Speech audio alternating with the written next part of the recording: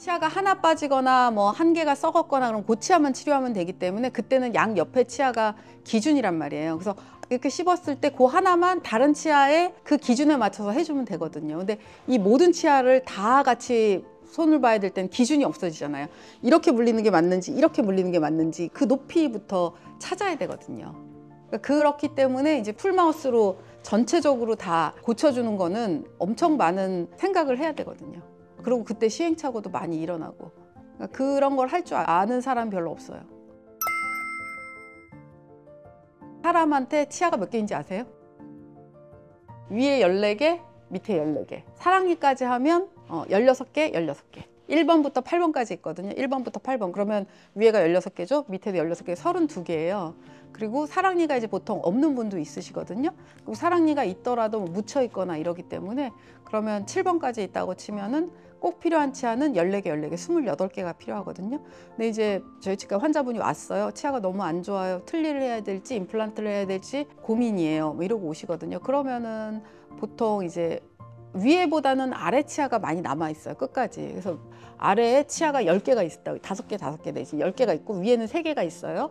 근데 그 치아도 10개가 있는 치아도 흔들리는 치아가 있고 안 흔들리는 치아가 있단 말이에요. 그럼 이거를 살려서 갈 수 있을까 없을까? 어디까지 살릴 수 있을까가 첫 번째예요. 그 다음에 이 남아있는 살릴 수 있는 이 치아를 가지고 어떤 방식으로 14개, 14개를 만들어줄 수 있을까를 고민하는 게 진단과 치료 계획이에요. 이게 제일 중요하거든요. 저희 치과에 이제 전체적으로 치아가 안 좋아서 오신 분들이 되게 많으셔요. 그러면 보통 예를 들어서 뭐 치아가 아래 뭐 10개 있고 위에 뭐 4, 5개 남아 있다. 그러면 그 치아가 또 다 썽썽하지가 않아요. 뭐 어떤 건 흔들리고 어떤 건 누워 있고 막 이러거든요. 그러면 그걸 보면서 어떤 살려서 가져갈 것인가 아니면 어떤 거는 이건 지금 뽑아야 될 것인가, 이거는 환자분도 이미 알고 있어요. 야, 요거는 살릴 수 있을 것 같은데 뭐 요거는 흔들려서 이건 뽑아야 될 것 같아. 이미 본인이 다 알고 있으신 분들도 있고. 그래서 그러면 이제 그거를 룰아웃 시키는 것부터 이제 처음에 진단 시작되고요. 그 다음에는 이제 남아있는 치아가 뭔가를 할 수 있는데 적합하지 못할 게 여기 하나만 남아있다거나 여기 있는 2개 남아있다거나 이러면 이거 갖고는 뭐 틀리도 안 되고 그냥은 할 수 없는 경우는 임플란트를 몇 개 심어서 어떻게 갈 것인가.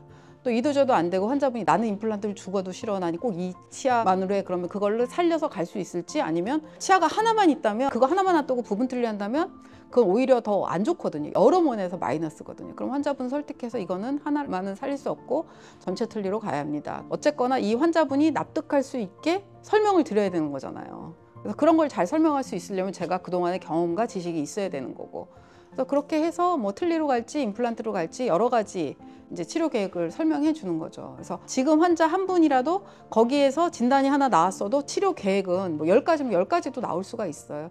그 중에서 제일 베스트한 치료 계획 먼저 드리고, 그 다음에는 이게 뭐 시간을 절충해야 된다, 비용을 절충해야 된다, 아니면 환자분의 마음을 절충해야 되는 경우도 있죠. 왜냐면 나는 임플란트는 절대 싫어. 뭐 여기 임플란트만 심으면 정말 심플해지고 간단해지지만 환자분이 절대 그거 못 하시겠다 그러면 그때는 또 그것도 절충해가지고, 그러면 그걸 안 된다면 이렇게 치료 계획이 나옵니다. 이렇게 몇 가지를 뽑아드리고 그 중에서 환자분하고 의논해가지고 지금 상태에서 제일 할 수 있는 걸로 진행을 하게 되죠. 근데 예전에는 저도 비용 절충을 많이 했어요. 환자분이 비용이 너무 비싸다 그러면 우리 치과를 선택을 안 할 것 같기도 하고, 또 환자분한테 너무 높은 비용의 어떤 치료 계획을 얘기해 주는 게 미안하기도 하고, 뭐 그래서 그렇게 절충 치료를 많이 했거든요. 그리고 또 어떤 분은 나는 아래는 너무 편해, 난 위에만 하고 싶어.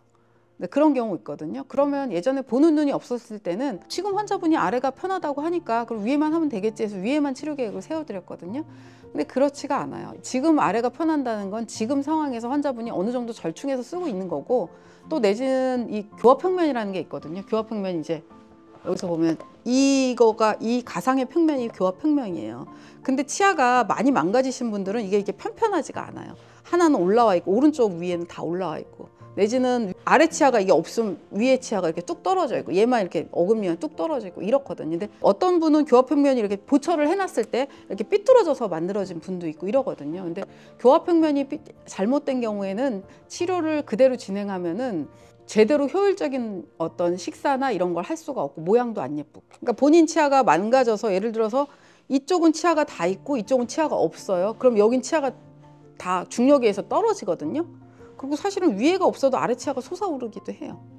그 치아가 없어서, 그리고 뭐 잇몸이 안 좋거나 이러면 없는 쪽으로 이렇게 치아가 솟아오르거든요. 그래서 한두 개 치아가 솟아올라서 한두 개 치아만 올라와 있는 경우도 있고, 전체적으로 이렇게 얼굴 모양에 대비해서 이렇게 삐뚤어진 경우도 있고, 삐뚤어지게 보철이 돼 있는 경우도 있고요. 그러니까 그런 것들을 교합평면을 일단 봐요, 저는.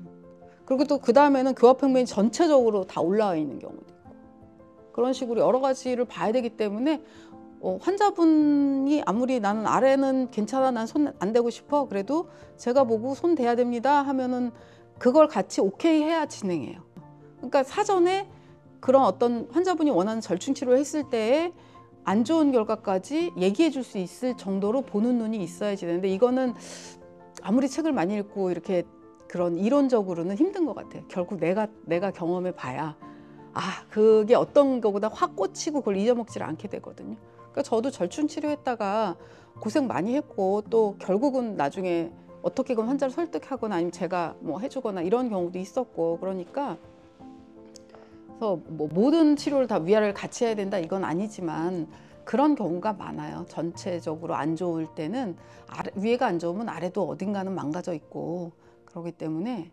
그리고 또 이제 이런 경우도 있어요. 이쪽 위에가 없어요. 그럼 환자분은 아래는 안 아프다고 해요. 근데 그거는 지금 안 씻고 있기 때문에 안 아픈 거잖아요.